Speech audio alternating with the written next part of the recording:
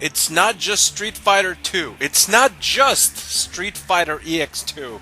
It is Street Fighter EX2 Plus. So this game is basically an updated sequel to a spin-off to a sequel. My brain hurts. I don't know what I'm saying anymore. Too much. Too much information in the game's titles. Too much going on.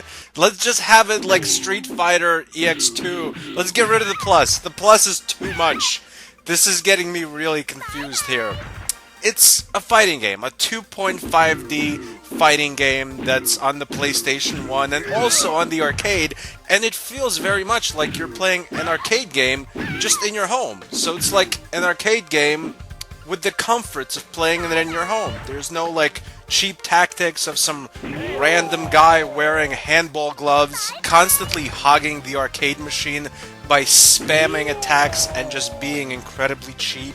The game has all the flash and the pizzazz of an arcade game. It's flashy, it has that announcer who has that microphone that's echoey. You know, the echoey microphone announcer from the arcade.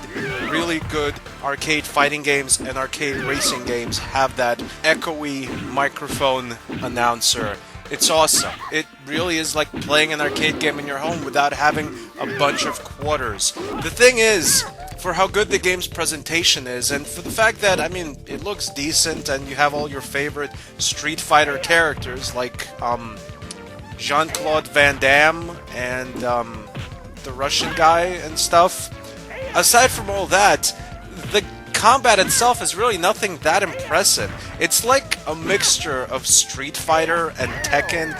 It doesn't really work that well. I mean, there's really nothing, like, awful about it. It's just, you know, standard special moves, throws, kicks, punches to various parts of the opponent's body. A lot of different characters, so you have a lot of different moves and, you know, a lot of things to keep track of. Most of the time, people playing this will only pick one character, you know, their favorite character.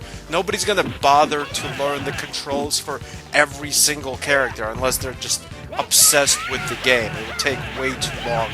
And for an average fighting game like this, it's not worth it to learn pretty much like all the characters. This is not Street Fighter 2. Don't let the fact that there's Street Fighter and the number 2 in this game's title fool you. It's not as good as Street Fighter 2. Street Fighter EX2 Plus is a decent arcade game that you can play in the comfort of your own home, but that's where it stops. This is not like a memorable game by any stretch of the imagination.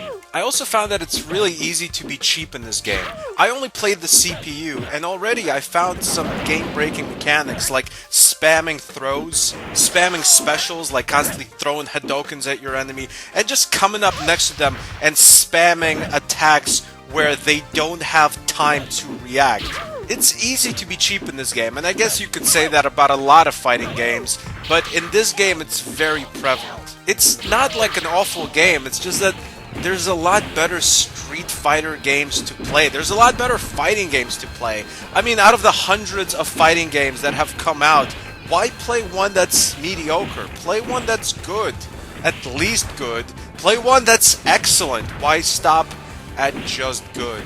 Thanks for watching. Subscribe for more classic game reviews. Goodbye, my friends.